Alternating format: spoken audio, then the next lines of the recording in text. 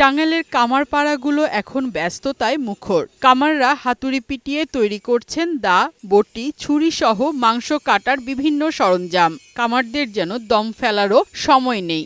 সকাল থেকে গভীর রাত পর্যন্ত কাজ করছেন তারা।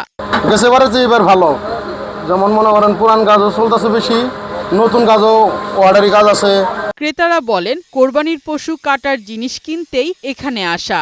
আগের চেয়ে দাম অনেক বেশি বলে জানান তারা। কেনার সময় দেখতেছি অন্য সময়ের থেকে একটু দাম বেশি বেশি মনে হচ্ছে। কাকডাকা ভোর থেকে গভীর রাত পর্যন্ত হাতুড়ির শব্দে সরগরম মাদারীপুরের কামারপাড়া। সকাল থেকে গভীর রাত পর্যন্ত কর্মব্যস্ততার কারণে দম ফেলারও যেন ফুসরত নেই কামারদের। অন্য বছরের চেয়ে এই বছরে কাজের চাপ অনেক বেশি বলে জানান কামার শিল্পীরা।